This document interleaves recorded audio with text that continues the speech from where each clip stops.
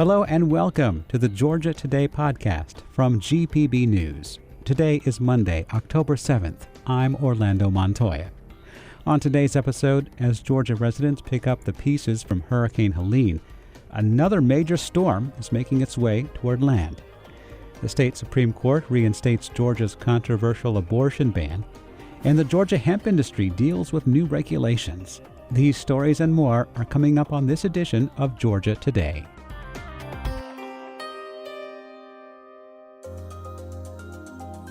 As Hurricane Milton approaches Florida's west coast for an expected landfall on Wednesday night, Southeast Georgia residents are preparing for possible tropical storm conditions. GPB's Benjamin Payne reports. The National Hurricane Center's forecast cone projects the center of Milton could reach as far north as Jacksonville, Florida. But severe weather extends well beyond the center of a hurricane. Tropical storm conditions are possible on Wednesday for much of southeast Georgia, including Brunswick's Glenn County. Andy Leonza directs the county's emergency management agency and says the damage from Hurricane Helene will likely make the area more vulnerable to Milton than would otherwise be. Our concern is that we have heavily saturated ground from the systems that have passed, plus the damages to the infrastructure from the last storm. That could compound the effects of the current storm, so we anticipate it being worse than typical. Glenn County and some other parts of southeast Georgia are currently under flood watches because of Helene. For GPB News, I'm Benjamin Payne. Georgia's top elections official doesn't expect damage from Hurricane Helene to cause major disruptions for next month's general election in the state. Secretary of State Brad Raffensperger said today that early in-person voting is set to get underway next week as planned. GPB's Sarah Callis reports.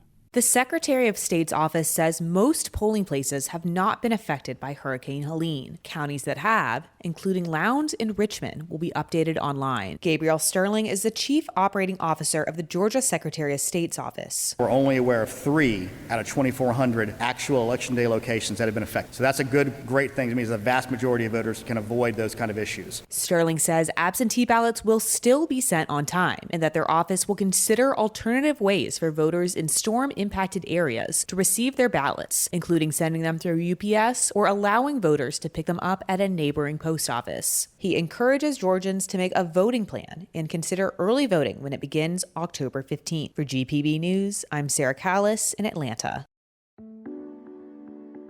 And today is the last day that Georgians can register to vote in the November election. You can check your registration status at the Secretary of State's My Voter page at mvp.sos.ga.gov. Meanwhile, the State Election Board is scheduled to meet one more time ahead of the election tomorrow.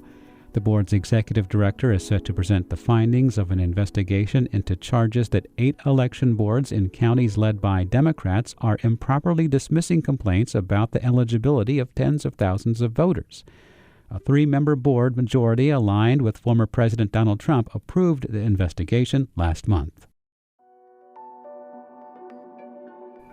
The Georgia Supreme Court has halted a lower court ruling that struck down the state's near-total ban on abortions. The High Court's order today puts back into effect a 2019 state law that prohibits abortions after about 6 weeks of pregnancy, often before women realize they're pregnant. The ban was lifted for a week when a Fulton County Superior Court judge ruled on September 30th that privacy rights under Georgia's Constitution include a woman's right to make her own health care decisions. The Georgia Supreme Court has overruled the same judge on abortion cases before and is blocking his ruling while the state appeals it.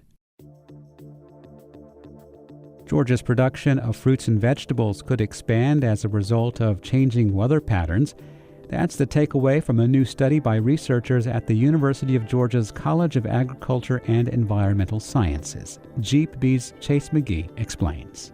Climate change could make water in the West even more scarce and push some crop production towards Georgia, where water is more plentiful. Dr. Jeff Mullen says South Georgia's sandy blend of soil also puts farmers at an advantage. So when we do get a lot of water and rain, we end up with the situation where a lot of that water percolates down into the aquifers, which is basically a natural storage system for us. While Georgia still won't be immune from drought, Dr. Mullen says that farmers will be able to better handle water stress than in the western United States.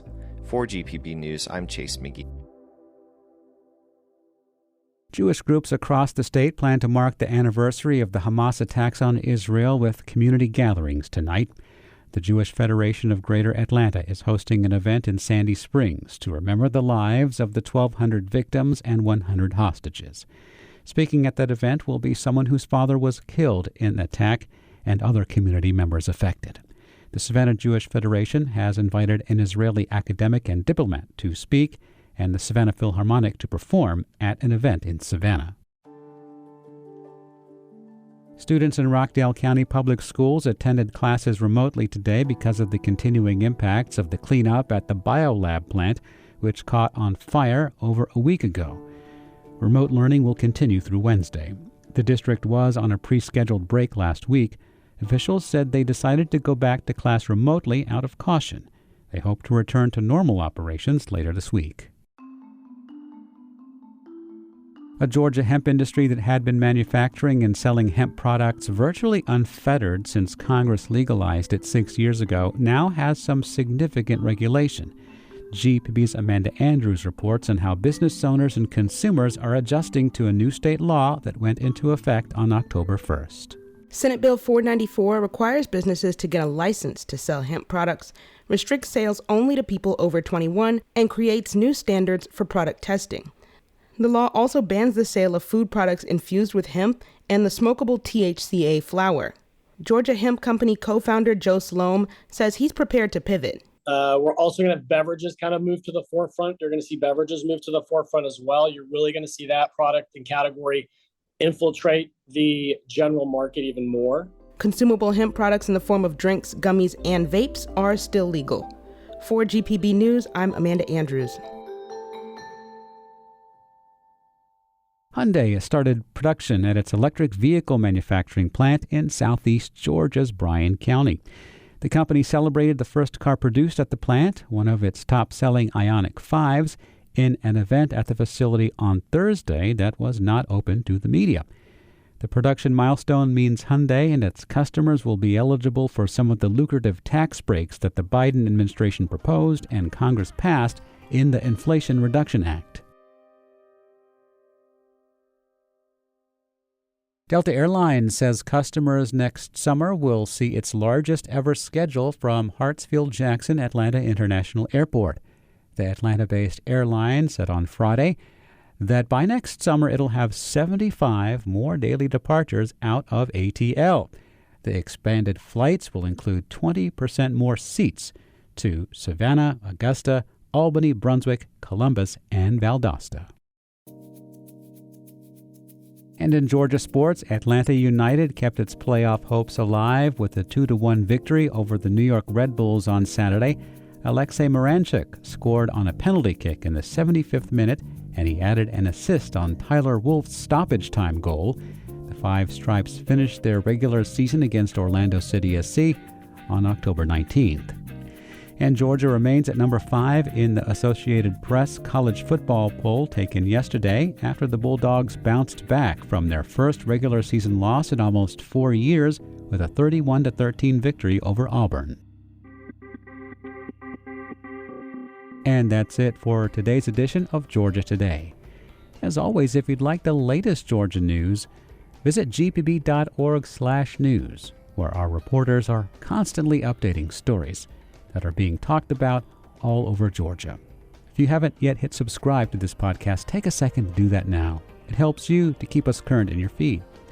And if you have feedback, send that to us at georgiatoday@gpb.org. We're ready to hear it. I'm Orlando Montoya. I'll talk to you again tomorrow.